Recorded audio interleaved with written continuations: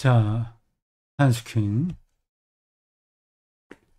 Was ich glaube, 나는 무엇을 믿는가? 라는 책 강독을 이어가겠습니다. 지금 녹화하고 있는 시간이 11월 16일 토요일 저녁 8시 조금 넘었습니다. 설교 준비 다 끝내고 좀 여유 있는 시간이라서 지금 녹화를 합니다. 굉장히 오래간만에 녹화하는 거예요. 그래서 흐름이 약간 어색할 수 있습니다. 미리 지난 여름에 이렇게 많이 녹화해 두었던 거를 이제 조금씩 배구선수 아카데미, 아니죠. 저의 유튜브 채널에 업로드 했고요. 이제 29강 86쪽 아주 오래간만에 합니다. 오늘 우리가 보게 될 내용은 전체 흐름에서 세 번째 장입니다. 첫 번째, 두 번째, 세 번째, 네 번째, 이렇게 해서 전체가 10번까지 나갑니다. 1장은 삶에 대한 신뢰. 두 번째는 삶의 기쁨. 세 번째는 삶의 어,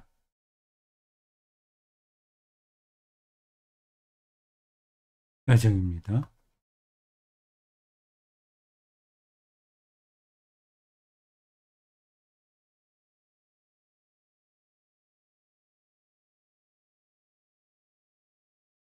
이 한스퀸이 쓰고 있는 이 삶이라는 단어가 음, 너무 학문적으로 생각하지 않으셔도 됩니다. 아주 실질적인 거예요. 우리가 지금 살고 있잖아요. 이 살고 있는 걸 삶이라고 얘기합니다. 생명이라고도 하고요. 이 삶이 없으면 아무것도 없는 거죠.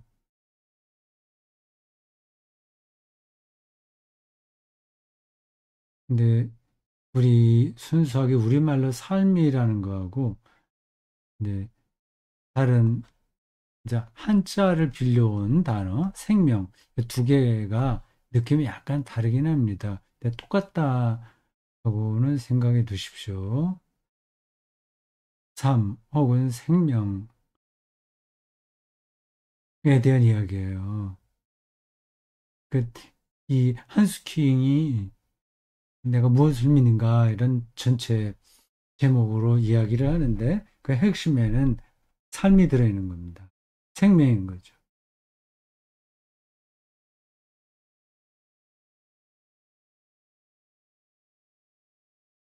그러니까 기독교 신앙하고도 직결됩니다. 예수는 길이요 진리요 생명이다 라고 우리가 믿고 있잖아요. 근데 우리가 기독교적으로 많이 들었던 길이요 진리요 생명, 삶 그런 거하고 이렇게 학자들이 사용한 단어, 삶 혹은 생명이 같이 연결이 안 될 수도 있습니다. 근데 그거를 극복해야 돼요. 실제적인 삶을 가리킵니다. 근데 그 삶이 우리에게 아직 다 들어오지 않았어요. 그래서 이렇게 저렇게 많이 이야기를 하는 겁니다. 진화론, 그 문제도 사실은 결국 삶에 대한 문제인 거죠. 인간이라는 고유한 이런 생명 메커니즘이 어떤 과정을 통해서 형성됐는가를 생물학적인 근거로 말하려는 그 논리가 진화론이잖아요. 그러니까 상당 부분에서는 진화론이 맞아요. 그렇다고 해서 성서가 이야기하는 창조론이 틀린 거는 아닙니다. 근데 그 관계들을 그, 그 관점이 다른 거죠. 똑같은 현상인데 다른 관점으로 접근하는 겁니다. 우리는 진화론을 통해서 하나님이 세상을 창조했다는 사실을 더 폭넓게 이해할 수 있는 거죠. 핵심은 삶이에요. 계속 이걸 염두에 두시기 바랍니다. 그러니까 한스킹이 말하고 있는 그 내용들이 우리의 실제 삶과 직결되고 있다는 겁니다. 근데 뭐, 그 우리가 이렇게 다 살고 있는데, 뭐 굳이 그렇게 그걸 이렇게도 생각하고 저렇게도 생각하고 많은 철학, 예술, 문학, 음, 그런 것들을 다 동원해서 설명할 게 뭐 있다. 그냥 이렇게 마음 편하게 살면 되지. 그리고 정직하게 살면 되지. 그런 생각을 할 수 있습니다. 근데 그게 그- 그렇게 생각 없이 살면서 삶이 확보되지 않는다는 게 문제입니다. 음. 근데 확보되지 않는다는 거는 당장 죽는다는 얘기가 아니라 삶의 깊이로 들어가지 못한다는 거죠. 자, 뭐, 비슷한 얘기는 다른 데도 여러 번 했으니까 지나가겠습니다. 근데 하여튼 말을 하다 보면, 그게 중요해서, 근데 뭐 자꾸만 거기에 매달리는, 거기 머물러서 자꾸만 이야기를 합니다. 진도 나가는 게 중요한데요. 삶에 대한 신뢰, 생명에 대한 문제예요. 이게 전제되는 거예요. 내가 살아있다. 음, 사, 삶이 없는 게 아니라 삶이 있는 거예요. 이건 꿈이다. 그렇게 생각하면 삶에 대한 신뢰가 없는 거죠. 어떤 허무주의자들은 그렇게 얘기할 겁니다. 이거는 뭐 뜬구름 잡는 것 같지. 진짜 삶이 있나? 아니지. 그렇게 말할 수 있습니다. 우리는 그렇게 출발하지 않습니다. 삶이 있다. 삶이 선물로 주어졌다. 우리는 살아있다. 그, 그건 이제 한스킹의 설명에 따르면 삶에 대한 신뢰예요. 어렸을 때 형성된다고 합니다. 삶의 기쁨까지 우리가 했어요. 지금 삶의 여정을 앞에서 한두 번 시작했습니다. 오늘 그 부분을 어, 더 따라가 볼 생각입니다. 그래서 맨 마지막에는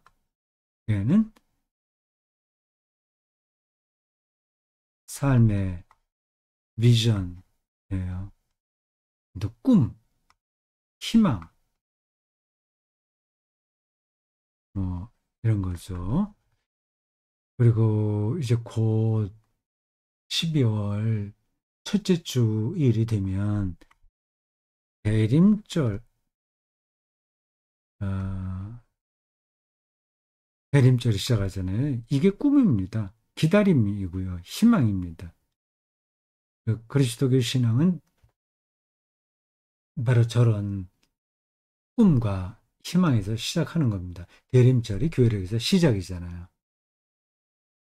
여기서 1번부터 10번까지 쭉 나가는 중입니다. 삶의 여정이에요. 그 과정에서 우리가 어떻게 살아야 되냐는 그런 문제입니다. 요 3장에서는 주로 윤리를 다루고 있어요. 아주 구체적으로 우리가 어떻게 살아야 되냐, 뭐 거짓말 해야 되냐, 말해야 되냐, 뭐 그런 이야기를 하는 게 아니라 윤리가 중요하다는 사실을 강조하는 겁니다. 이런 거 없이 그냥 자신의 욕망대로 사는 거? 이게 삶을 신뢰하고 삶의 기쁨을 아는 사람들에게 타당한 말이 될까? 이제 그런 질문을 하는 겁니다. 근데 그 무윤리, 예, 윤리 폐기론도 있거든요. 거의, 윤리 뭐, 이런 게 필요하냐. 뭐, 니체 같은 사람이 이런 걸 많이 강조했습니다. 이제 기독교의 금욕적 도덕주의에 대한 비판으로 결국 기독교가 삶의 의지 혹은 그 어, 역동성 이런 것들을 말살시켰으니 어, 그걸 회복해야 된다고 하는 겁니다. 네, 그게 이제 극단적으로 나가게 되면 어, 윤리폐기론, 그냥 자기에게 있는 어, 그 욕망, 생명을 향한 욕망, 거기에 충실하는 것이 최선이다. 이렇게 할 수 있는 거죠. 니체의 비판을 기독교가 따끔하게 듣기는 해야 되겠으나, 어, 거기에 무조건 부하내동하면 안 되겠죠. 이 한스킹은 그 윤리 문제를 삶의 여정, 삶이 쭉 진행돼 있잖아요. 여기에서 아주 중요한 주제다고 하는 겁니다. 그 여기 이제 우리가 읽으면서 나오겠습니다만은 결국 종교 문제도 종교 없이 세, 세계 윤리 없다. 이런 명제를 중요하게 언급하고 있습니다. 굉장히 역설적이죠. 기독교의 비판적인 학자들은 세계 평화를 깬 집단이 기독교다. 그렇게도 얘기하잖아요. 종교 전쟁이 많았다고 하는 겁니다. 지금도 이슬람의 테러 어, 어, 들이 있었고 이스라엘도 결국은 뭐 유대교 민족이니까 종교적인 전쟁을 실행하는 거다 이렇게 말할 수 있습니다. 근데 한스킹은 그렇게 보지 않습니다. 종교가 없으면 세계 윤리도 가능하지 않다고 합니다. 이 세계 윤리, 웰트 에토스라고 하죠. 아, TH, 에토스. 그 세계의 모든 인류가 공통적으로 동의할 수 있는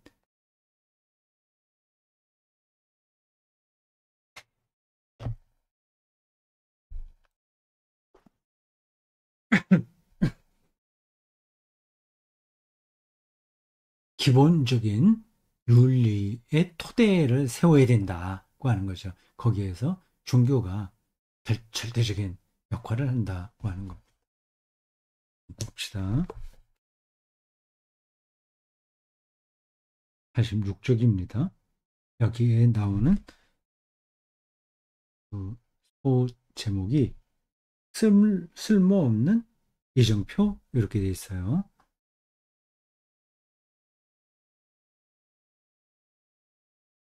잠깐 지우겠습니다. 네, 이정표. 살아가는데 이정표가 필요하잖아요. 그건 이제 윤리라고 얘기하는 겁니다.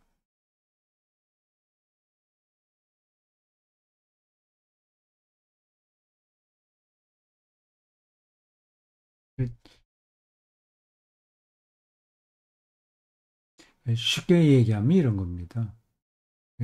자본주의 체제에서는 그런 세계 윤리가 불가능한 겁니다.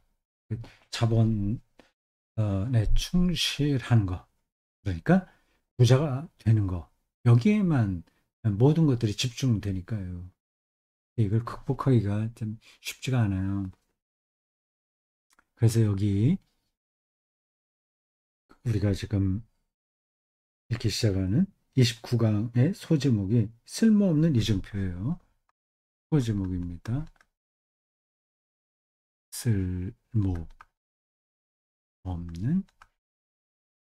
이정표.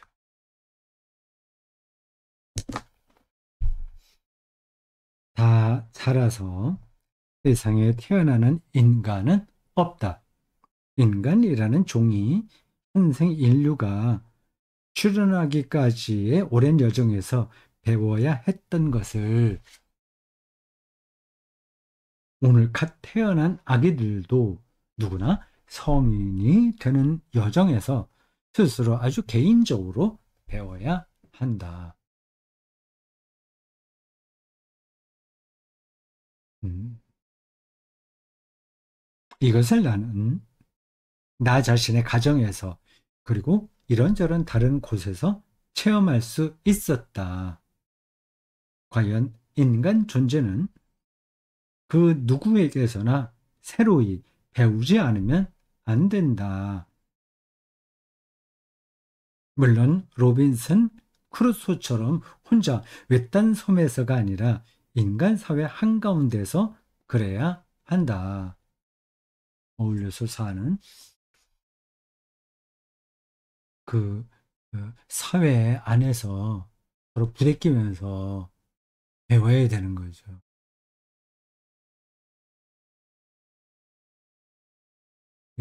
어린아이가 태어나서 자립할 때까지 한 20여 년 걸리지 않습니까? 그 과정이 마치 어, 우리 유인원 시대로부터 지금까지 현생 인류가 진화의 과정을 통해서 발전해 온 것과 비슷한 과정을 거친다는 거죠. 거기에는 어, 교육이 배우는 게 결정적으로 중요합니다. 뭐 당연한 얘기죠. 근데 배우지 않고는 또 안 되는 거죠. 수백 년에 걸쳐 수많은 관습과 풍속이 사회적으로 자명한 것으로 여겨졌다. 뭐 예를 들자면 뭐 우리나라에도 뭐 삼강 오륜 이런 거 있잖아요. 관습과 풍속이죠. 그것들은 종교적이고 가부장적인 권위에 의해 안전장치가 되어 있었다. 오랜 세월 유럽에서는 인간 실존의 기초적 규범들이 각가지의 결함과 편파성을 지니고 있긴 했지만 가정, 학교, 교회를 통해 전달되었다. 이런 가정교육이 가장 잘 되는 나라는 아마 유대인과 예루살렘, 이스라엘 같아요. 그러나 세속화되어 가던 유럽 근대에 그들은 갈수록 자명성과 보편적 구속력을 상실했다. 그렇죠. 요즘 뭐 젊은 사람들이 가정에 아버지나 어머니의 권위를 뭐 그게 인정합니까? 각각의 자유와 판단이 소중하다는 거는 이건 그 계몽주의 이후로 굉장히 중요한 그 교육인데 그걸 수행해서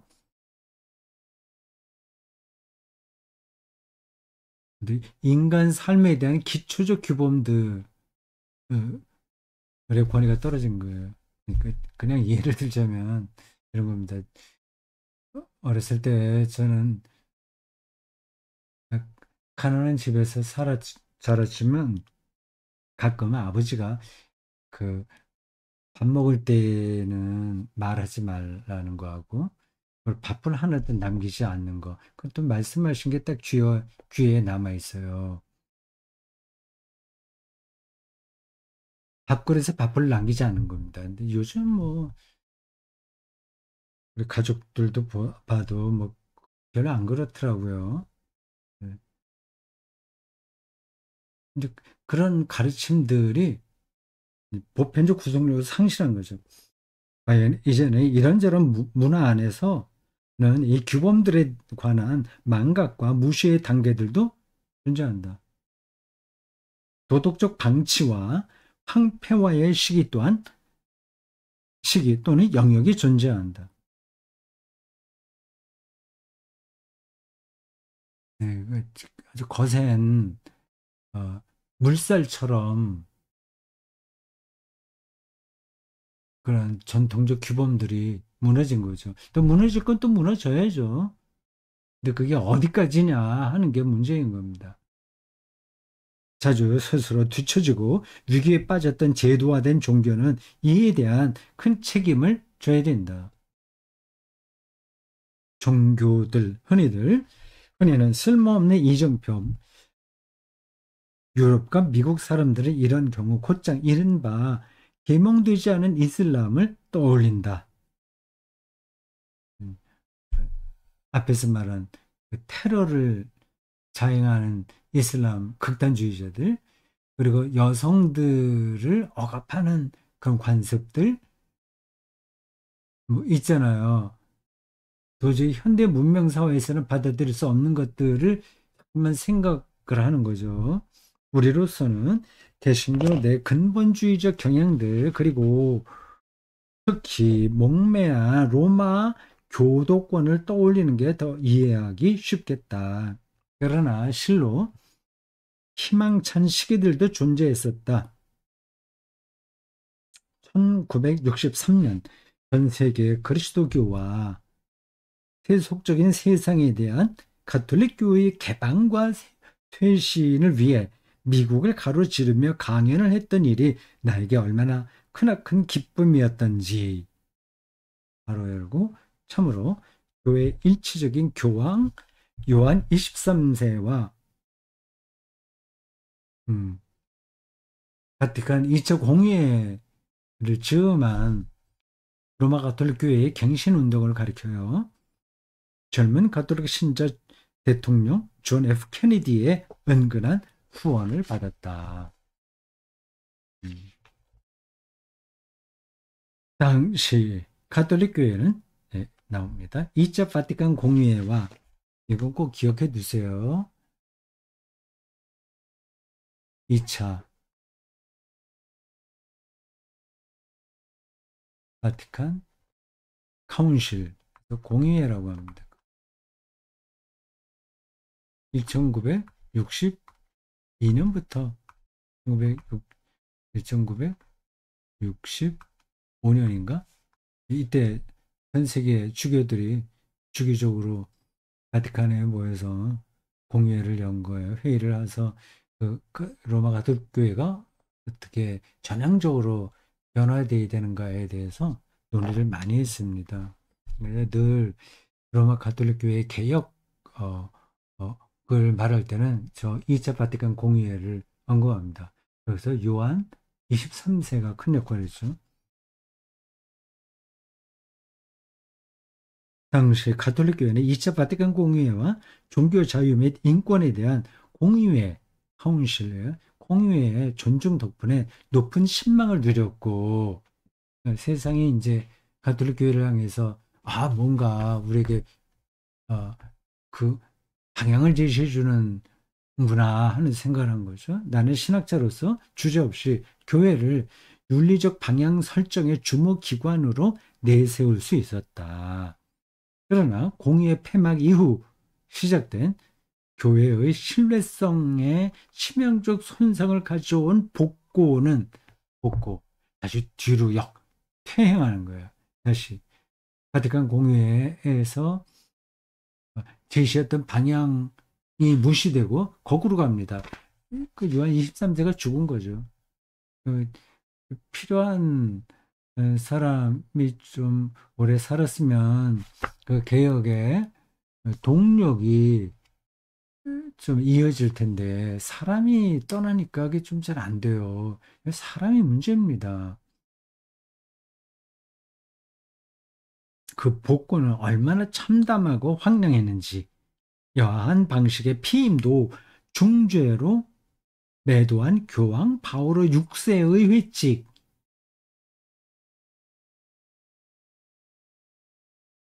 인간 생명은 수백만 가톨릭 신자들에게 갈림길이 되었다. 어떠한 방식의 피임도 이건 죄야.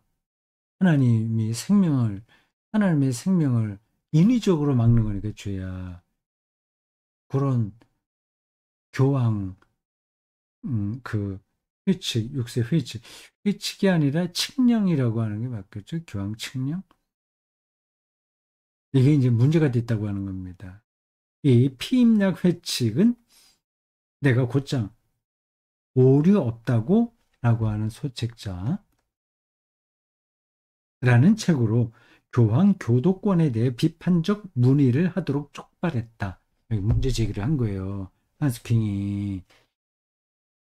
하지만 교회 지배층은 건설적이고 신학적인 해결 제안을 받아들이는 대신 문의를 한 가톨릭 신학자를 입 다물게 만들려고 했다. 자기를 가르쳐요. 자기 입을 다물려 막아두려고 했습니다. 나의 교회법상의 교수 자격을 박탈함으로써 교회 안에서 나의 명예를 훼손하고 또 대학에서도 축출하려고 했다. 튜빙긴 대학교죠?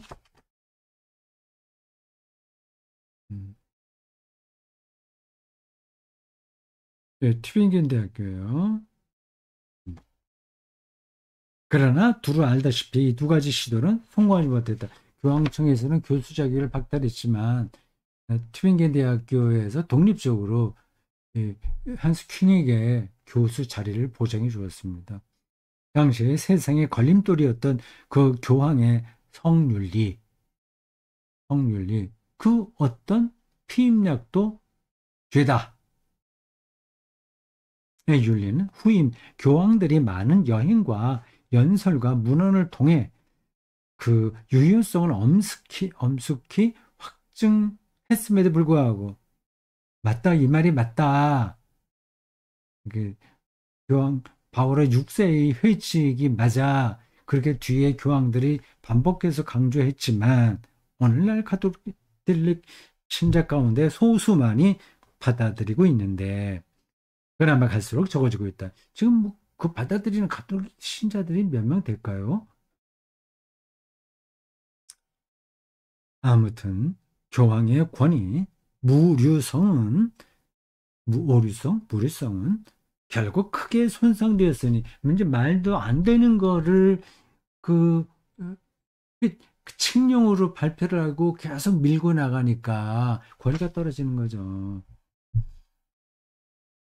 이는 개신교회들과 무슬림과 유대인과 중남미 인디언들 또 아프리카 수백만 에이즈 감염자들에 대한 끝으로 반동적인 성비오 10세 형제회에 대한 교황 베네딕토 16세에 납득할 수 없는 그릇된 행태에서도 확인되었다.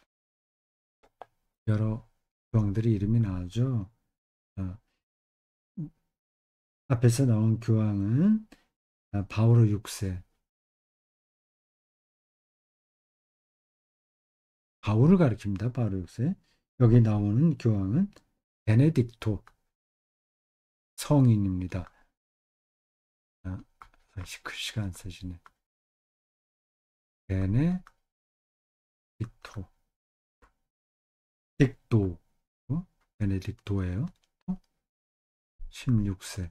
이 사람은 독일 사람이죠. 왜 나는 이런 일들을 이야기해야 하는가? 베네딕토 16세에 내가 독일 사람이라고 제가 얘기했는데 그 사람은 그 사람인가? 지금 제 머릿속에 막 혼란스러워서요. 그냥 되게 이름이 그렇게 남아있어서 얘기했는데 혹시 아닐지도 모릅니다. 뭐 몇 세 해갖고 똑같은 이름들이 여럿이 있거든요. 왜 나는 이런 일들을 이야기해야 하는가? 그 지금까지 가톨릭 신자 대다수들에게도 윤리 문제에서나 교리 문제에서나 내가 믿는 것과 교회가 믿으라고 규정하는 것 사이에서 틈이 크게 벌어져 있기 때문이다. 신앙과 윤리 문제에서 로마의 비성경적이고 비교회 일치적인 독단주의에 거의 항의하지 않는 개신교회들이 개신교회는 이제 그 다른 교회니까 삼가 간섭하지 않으려고 하는 거죠. 이 신뢰성 손상을 전 세계 그리스도교를 위해서 고맙게 여길 수는 없을 터이다. 개신교에서 시비 걸지 않는다고 해서 로마 가톨릭 이 교회가 취하고 있는 행동이 말이 되냐 하는 겁니다.